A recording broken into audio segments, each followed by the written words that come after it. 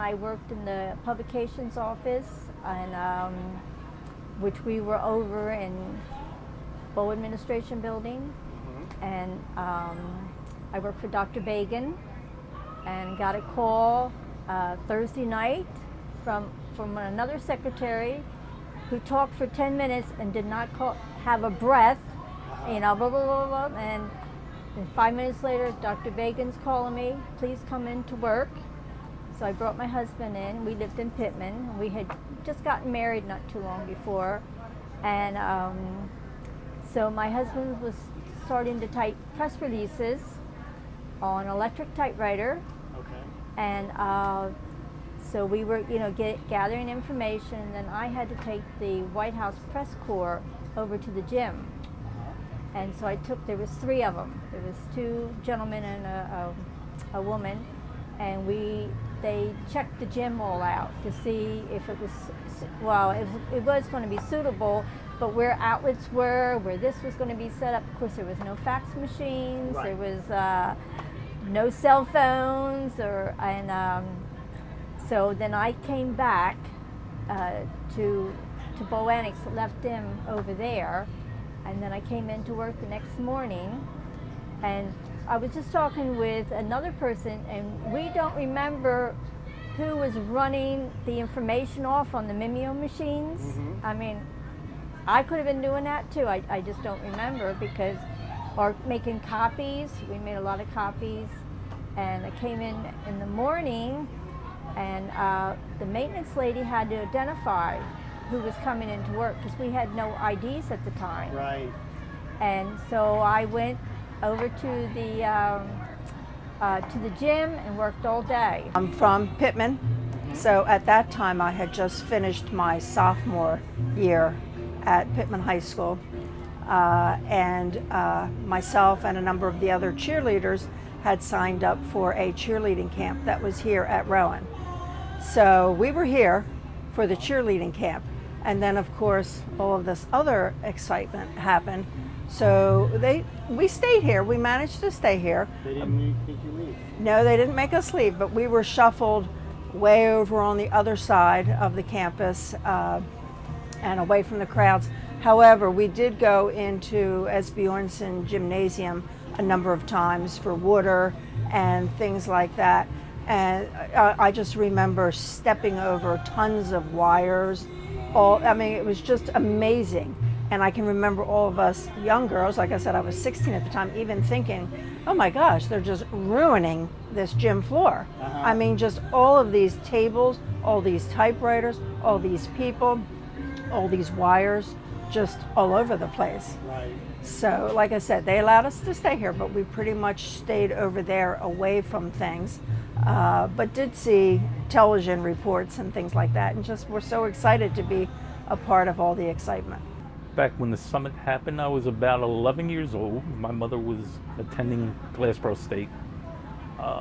She heard that Kosygin was headed up, so in Swedesboro, she packed all the kids up, ran up on the 322 at the turnpike, exit 2 of the turnpike, sat us there on a cloudy, rainy day, and just to see what would happen. And later on, a line of limos came out, and window came down, and it was Kosygin, and he actually waved to us kids, which, you know, blows away. We weren't really sure exactly who it was, but my mother was, so she told us it was.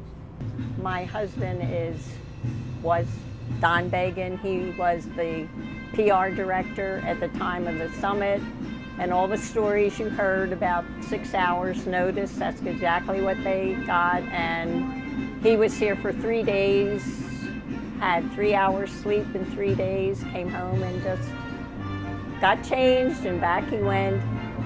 It was an exciting time because I have numbers of 150 to 1,000 reporters. I don't know how many there were, but they were all in the gym, and what a job it was for security and to keep everything going. He was in awe of Jimmy Breslin. He was his favorite writer. Right. Dan Rather came up to him and asked him for a special interview with Dr. Robinson, and my husband said, "I'm sorry, but I can't give you the interview. Dr. Robinson had strict instructions, and Mr. Rather said, but Dan Rather, and he said, but I would lose my job. So they parted friends. So it was an exciting time, and I think one of my husband's goals was, because he loved the campus, he loved working here, he just wanted to let the world, the United States, know what a great place it was. And he worked very hard to make it happen, and this was the opportunity to do it. I was with the Glassboro Police Department during the Hollybush experience. I was a patrolman, and I was assigned to the Hollybush home by Chief Everett Watson. In the beginning, the first day, it was pretty hectic because they were setting everything up for the visit itself. And the Secret Service had set up a checkpoint right outside the front door to the left. And air conditioners, television, or not air conditioners, telephones, and what have you that were going to be installed in the house were taken apart on that table, examined, put back together again, and then taken inside to be installed. I worked with Don Began. I was here that year as a graduate assistant, really belonging to the English department, but assigned to the PR office because of my journalism background. We worked all night, put out about 800 press packets that evening. I remember the Secret Service taking over the outer office of Dr. Robinson's and walking in there sometime during the middle of the night, and they were checking where the location of anyone who had ever made threats against the president, to just know it precisely where those people were located at the moment. At 4:30 the next morning, Rosemary and Bob and I had coffee in my apartment, and we took off to go to Philadelphia International Airport, to a private section of the airport, to meet the White House press corps that was flying in, and put them on a couple buses and bring them back to campus. But my job was to take some of those packets we had worked on all night, distribute those, and to answer whatever questions they had about the college at that point. And it was, I guess, June 22nd, 1967. I was home watching TV.